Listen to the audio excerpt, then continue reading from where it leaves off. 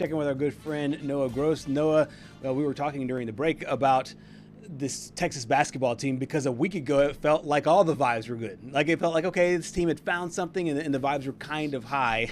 Fast forward a week and a lot has changed, including an embarrassing loss yesterday. Embarrassing might be too strong of a word. I'll get your consistency on it. But after that loss yesterday, what's your overall thoughts about where this team stands after such a nice run to start the month? I think this team's cap is maybe lower than we thought during that run. Just like watching the team yesterday, I was in the baseline near the Texas bench, and I'm just looking at the rotation, and I'm like, they just don't have enough to compete. Obviously, Florida is a national championship contender, and well, every team is going to say, like, that's our goal, to play on Monday, you know, and in the Final Four and make the national championship game. It's not realistic for every team. Texas's ceiling is maybe like the second weekend of the NCAA tournament. They get a good draw, like maybe the second and by second weekend, I mean like the second round. Right. I don't know if they could make the actual second weekend, but this Florida team is just night and day better than Texas. Like they just don't have the depth. They don't have the consistent talent because we've been talking about Dalen Swain and how great he has been this season, but like he can disappear at moments. We've talked about that before. He can be inconsistent and he gets his, but as Todd Golden was saying, as long as you make it inefficient, you can live with it if you're the opponent. Tremont Mark in the first half was good because he was hitting these step back contested shots. But when he's not doing that, he's not doing a lot else. He made some terrible defensive plays yesterday, and Sean Miller was losing his mind, and rightfully so. The frustration he has with his team is pretty remarkable. Like at the, it's like 1 minute left in the game, and you know we're shooting next to the Texas bench, and you can hear him just ripping into his team, saying like, "This is garbage time now." Like that was a garbage time stop because you guys couldn't get a stop the previous 7 minutes. I think it was a 23-3 run. Florida ended the game on. So to see that level of, as he said, they folded last night, it just, to me, is like, yeah, that win streak was incredible, regardless of who you beat 6 games in the SEC, but like none of them were the top dogs. They just can't consistently get it done. And I still do think this is a tournament team, but their ceiling, I think, is not what we had thought it might be during this win streak. Right. Yeah, and I almost feel like last night was kind of a wasted opportunity because they did hang with Florida for a little while there, and had they won that game, I would confidently have said that they are a lock to make the NCAA tournament. We had been talking about how this team really doesn't play defense that well. How alarming was the fact that they went the final 7.5 minutes without making a shot from the field?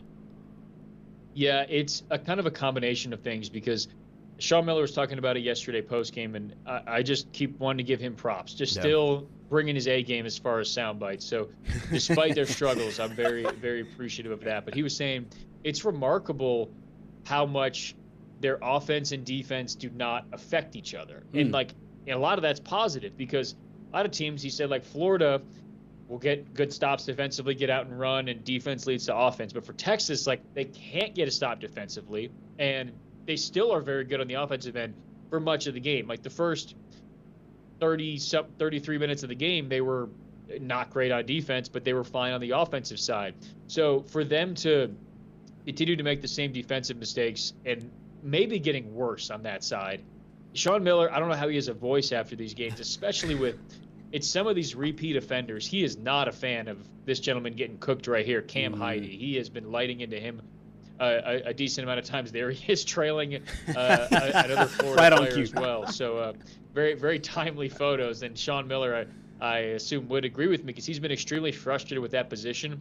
The one positive for Texas last night, I think 2 of them, and they're both big men.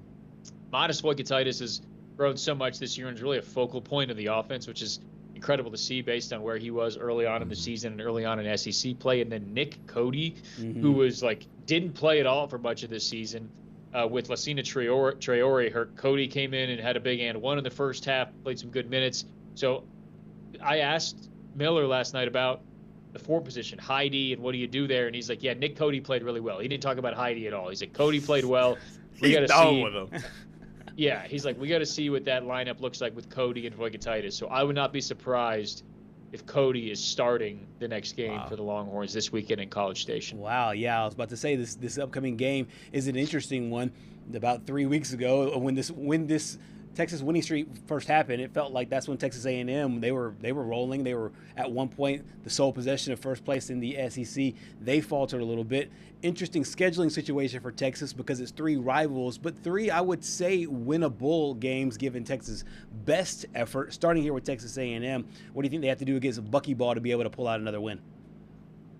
It's going to be tough Saturday. I'm not going to lie to you. I mean, it's going to be rocking in College Station, and it's, having not been to College Station basketball this year and seen a ton, like, I just can't imagine there's going to be a louder environment over there than that's going to be the case Saturday, primetime game, 3 p.m., like all these things with these 2 teams fighting for positioning. It's going to be loud.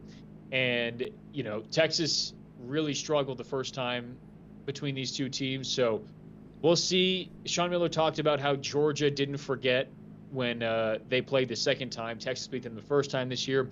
And when they had the rematch last weekend, Georgia didn't forget. He came out with a new level of energy. So we'll see how Texas is able to translate to that. Miller is pretty good at talking big picture stuff. He's pretty open about it. He wouldn't say last night when he was asked, like, is 9-9 good enough to get you in the tournament in the SEC and, things like that. But I have a really hard time seeing them beat Arkansas. I could maybe see them winning Saturday.